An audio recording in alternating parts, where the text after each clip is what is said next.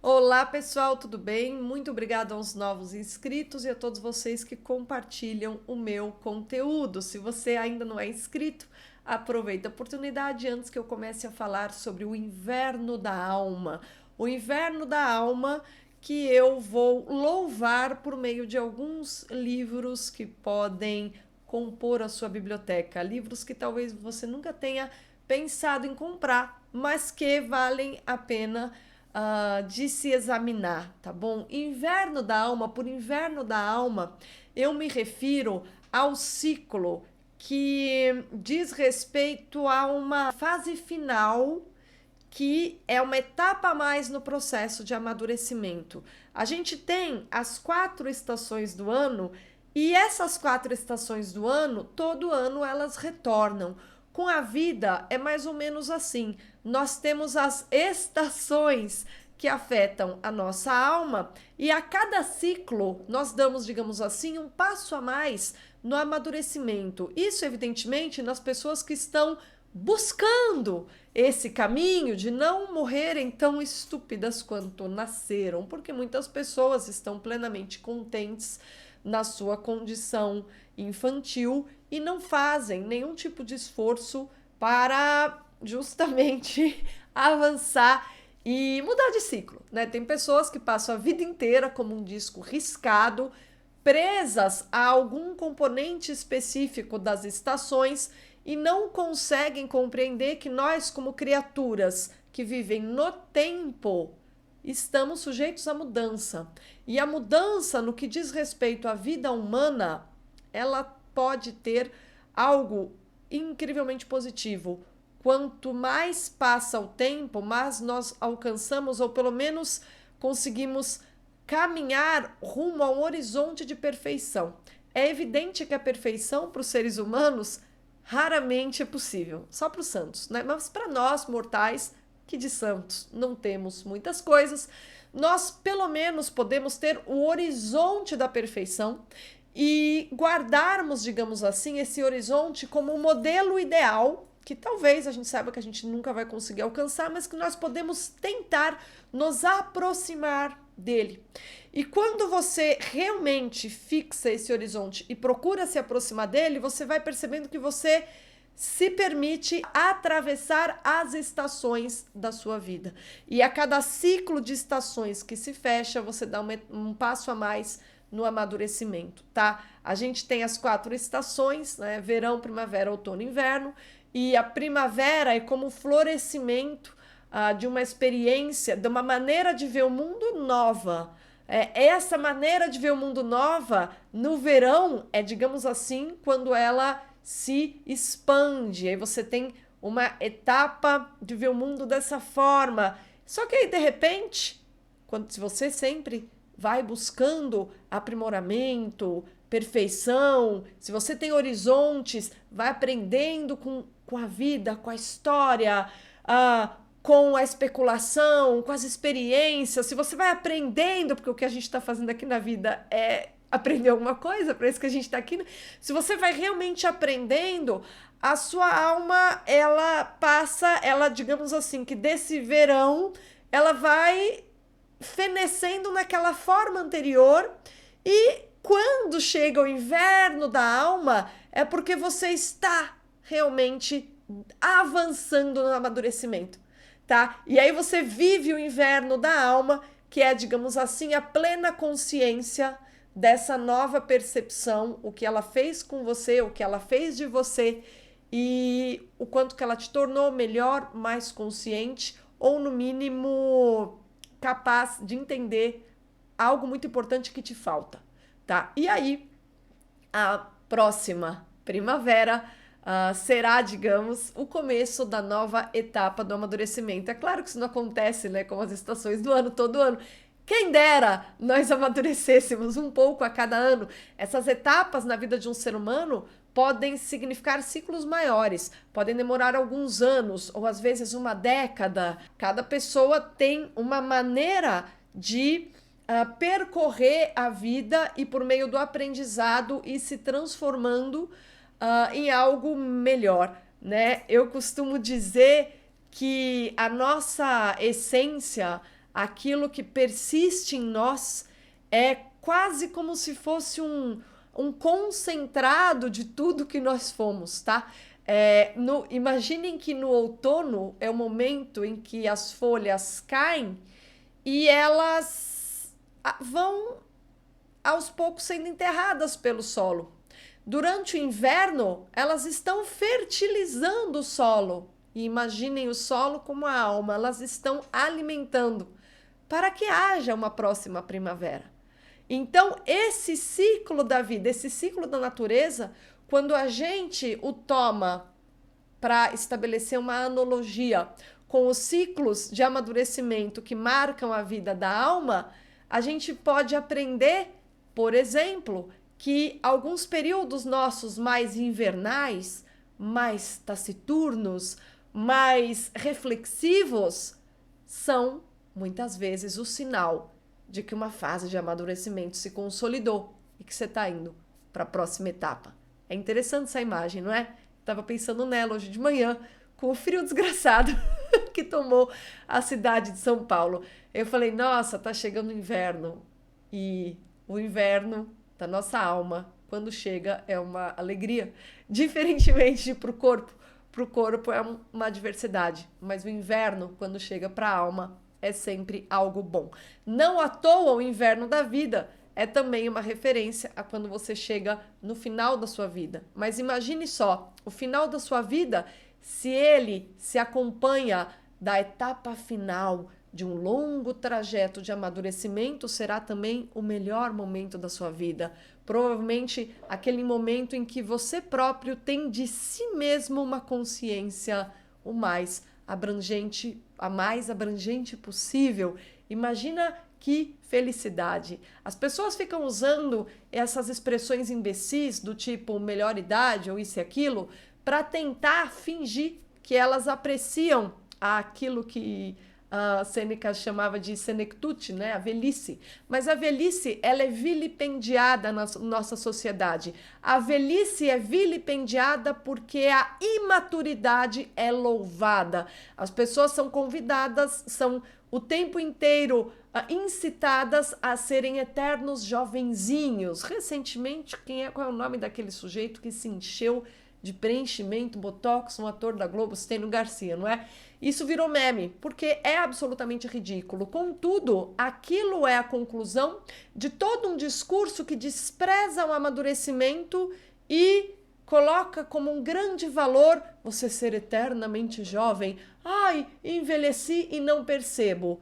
Infelizes daqueles que não sentem o envelhecer, uma vez que o envelhecer que anda ao lado do amadurecer é algo absolutamente fascinante. Felizes daqueles que têm orgulho do envelhecimento, porque ele se faz acompanhar do amadurecimento. Dito tudo isto, eu quero deixar bem claro aqui que de maneira alguma eu compactuo com essa exaltação da juventude própria da nossa época. Eu acho que ela tem uma consequência terrível desse tipo de supervalorização é que as pessoas não busquem viver as estações da alma absolutamente necessárias para a conclusão dos ciclos sem os quais o amadurecimento não se produz. Então, é como se você quisesse ficar preso para sempre num eterno verão, sendo que o verão de qualquer fase da sua vida terá de ser vivido de maneira diferente, porque o verão é uma estação cíclica que se repete, mas se você ficar preso a ela como reflexo da juventude, ou se você ficar preso à primavera como reflexo da juventude, você não vai se permitir viver os verões sob a ótica do amadurecimento, sob a ótica de uma visão mais ampla de si mesmo.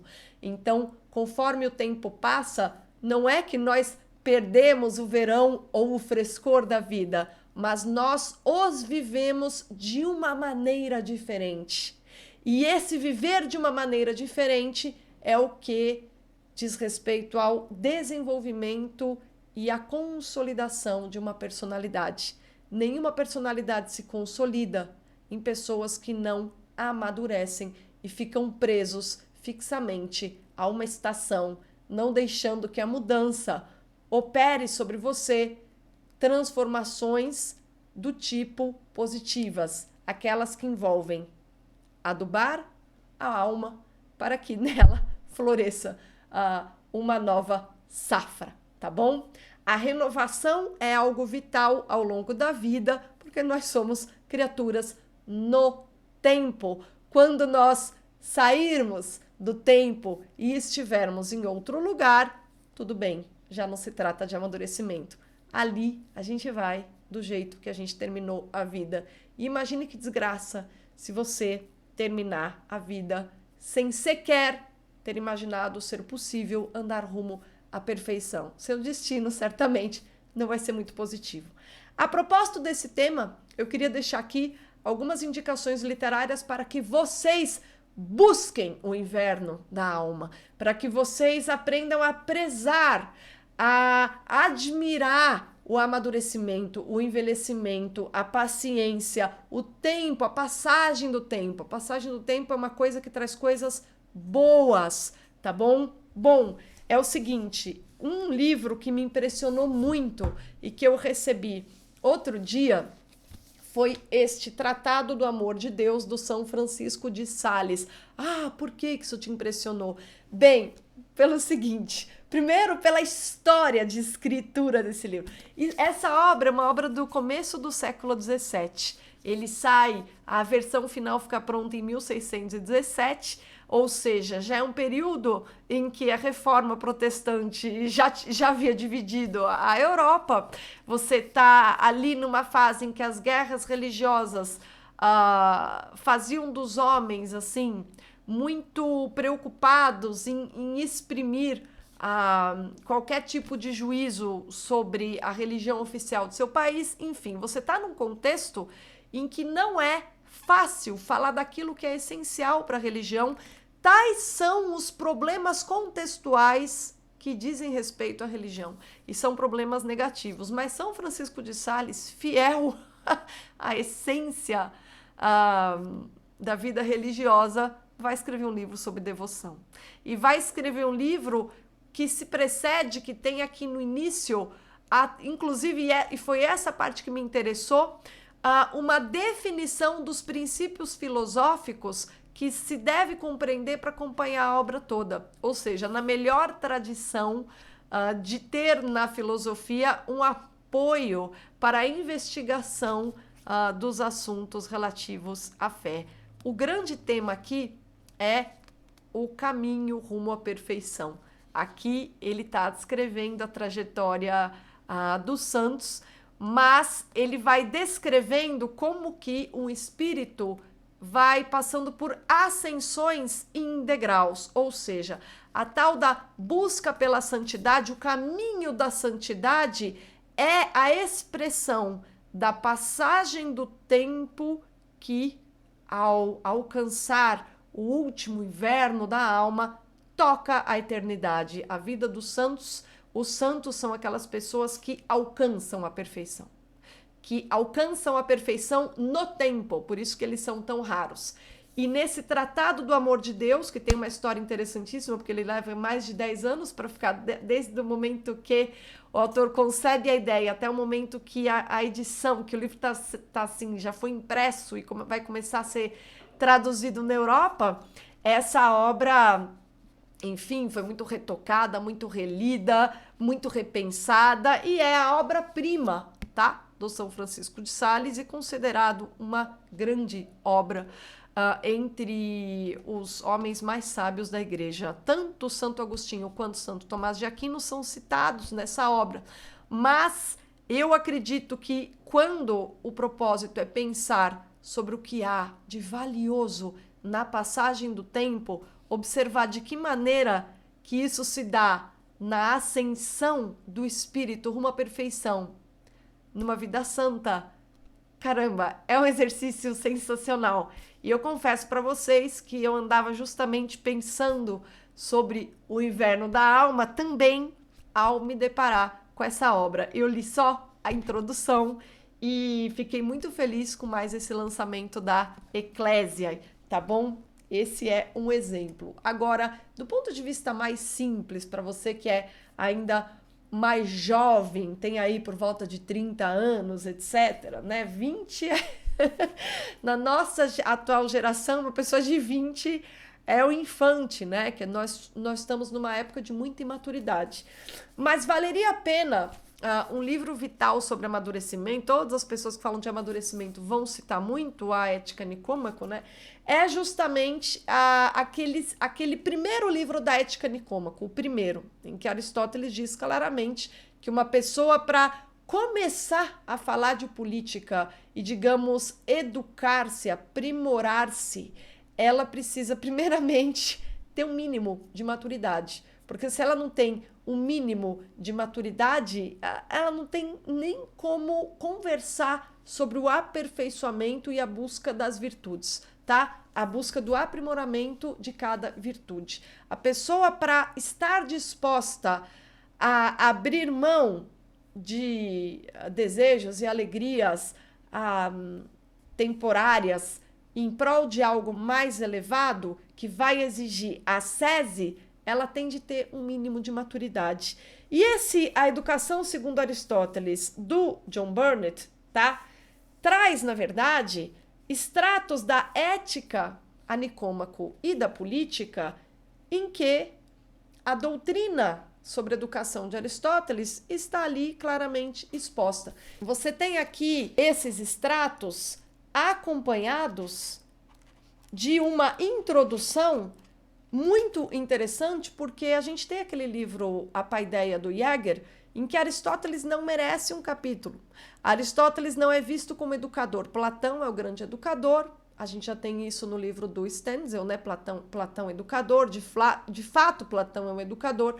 Mas sobre o que Aristóteles entende por educação, a gente não tem tanto material quanto a gente tem a respeito de Platão. Contudo, justamente porque Aristóteles foi educado por Platão, seria absurdo que ele não tivesse nada a dizer a esse respeito. E não é verdade, tá? Os três primeiros, os livros 1 a 3 e o livro 10, por exemplo, da Ética Nicômaco, trazem reflexões importantíssimas sobre amadurecimento, aprimoramento, ter um horizonte para ser capaz de melhorar, e esse tipo de reflexão nos permite apreciar a passagem do tempo em nós, para nós. Essa passagem do tempo que se traduz em nós refinarmos aquilo que nós temos de valioso, ou pelo menos consolidarmos a nossa personalidade no sentido de encontrar uma forma de nos exprimir com autenticidade,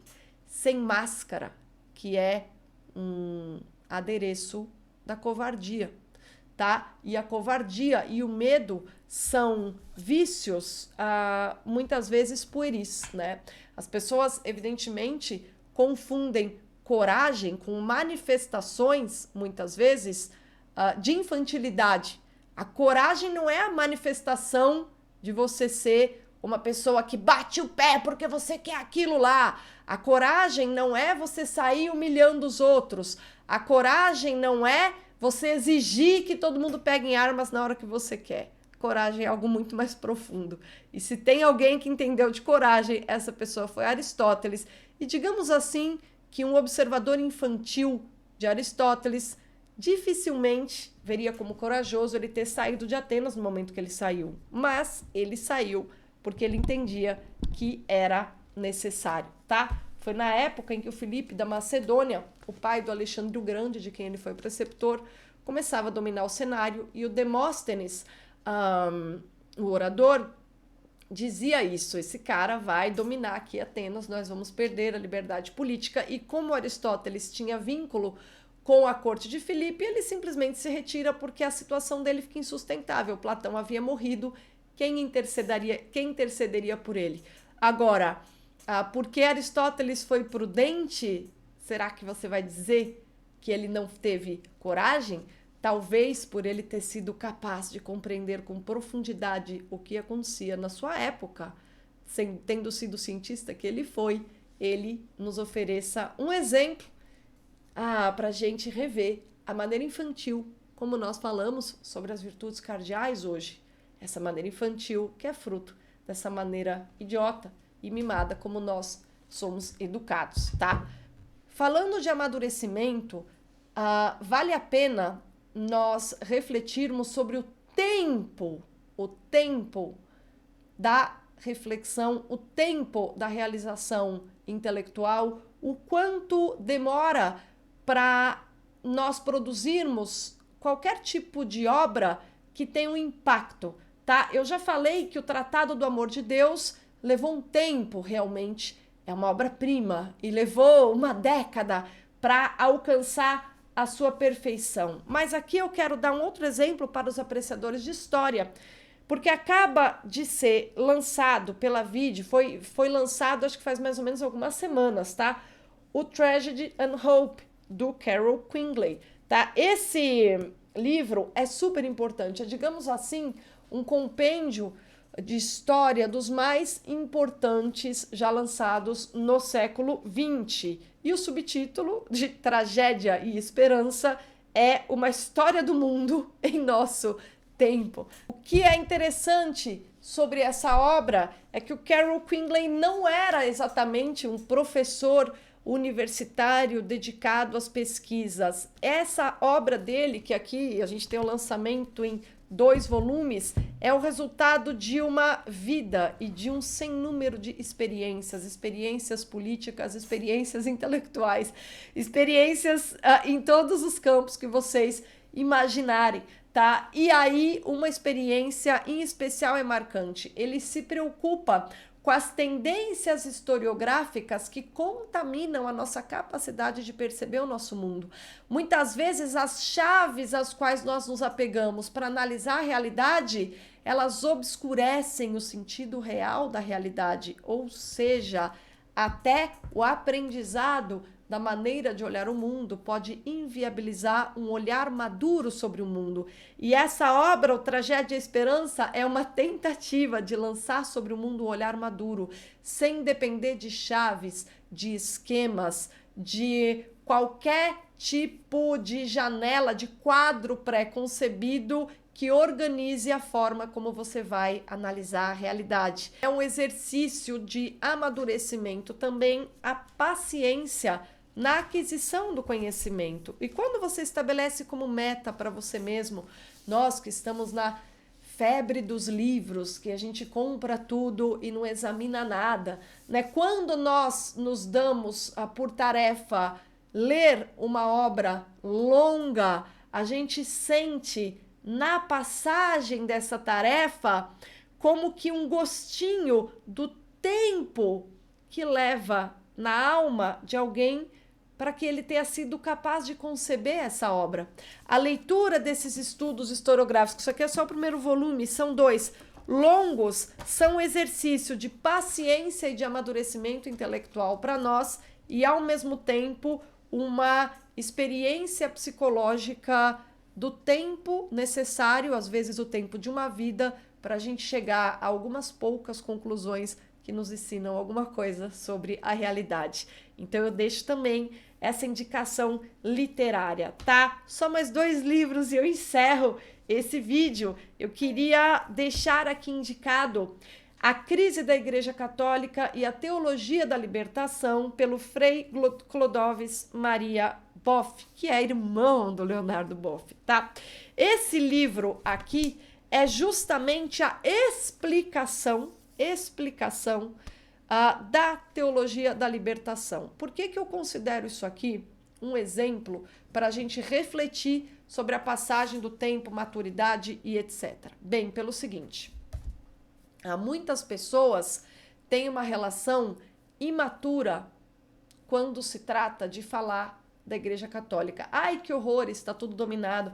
Ai, que horror, é tudo perverso, então não vale a pena. E é engraçado que quando a gente começa a estudar um pouquinho mais, por quê? Porque a propaganda iluminista acabou com o prestígio da igreja e isso entrou no nosso imaginário e está aí, né, geral, na sociedade como ideia estabelecida. Mas, na prática, quando a gente observa que a igreja passou por crises violentas e perdurou, a gente se dá conta do seguinte: por maiores que sejam as adversidades em minha vida, por piores que sejam as heresias pelas quais eu me deixei convencer, sempre há salvação. Isso aqui, o fato de esse Frei que pertenceu à TL estar relatando exatamente o que ela é, dizendo que ela é engodo, é a prova do amadurecimento numa alma. É alguém que nunca deixou de procurar a salvação e justamente por isso ele percebeu que ele estava no caminho errado. Isso acontece ao longo da nossa vida e o perceber que estávamos indo para uma floresta que terminava num abismo infernal, o perceber nos permite fazer o caminho de volta e sermos capazes de analisar esse caminho que nos havia levado até lá. Esse trajeto de reflexão, repensar, reviver à luz da contemplação do não é isso que eu quero, não é esse o sentido da vida, deixe-me ver exatamente o que eu estava fazendo, é a etapa fundamental no campo psicológico do amadurecimento.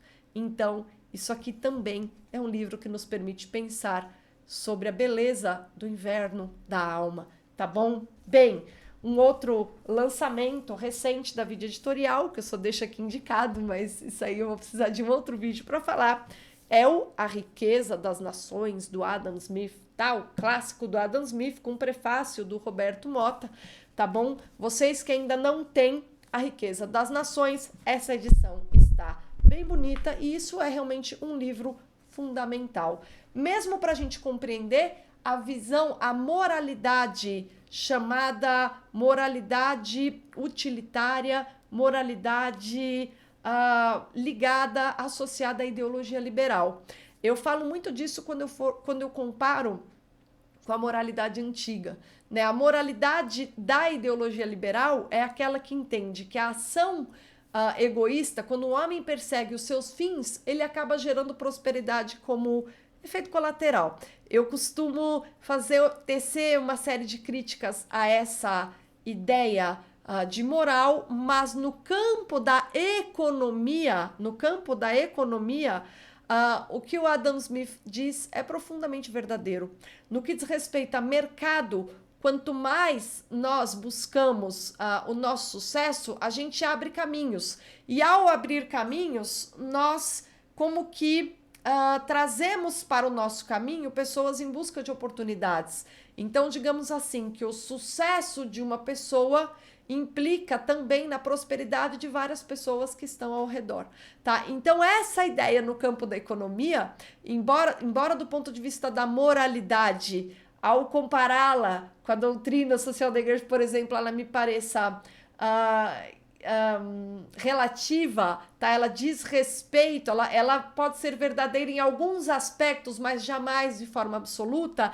É impressionante como, quando a gente está falando de economia, de cooperação, troca, de mercado, ela realmente se aplica, tá? Então ficam aí essas indicações para que você aprenda a valorizar e a amar o inverno da sua alma. Se você gosta das minhas indicações de livro em geral, eu quero te dar, por último, uma boa notícia. Eu terei um clube do livro e eu vou deixar aqui na descrição, abaixo de todos esses livros que eu indiquei para vocês, lá na última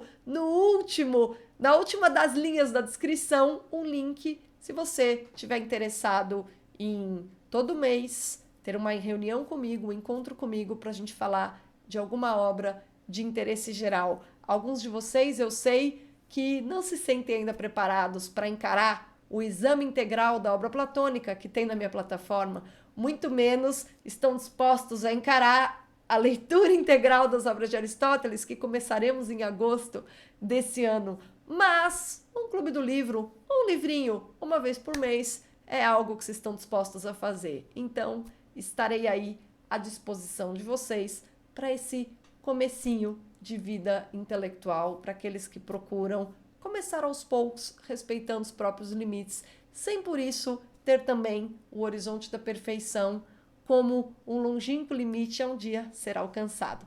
Tudo na descrição. Muito obrigada pela companhia e até a próxima.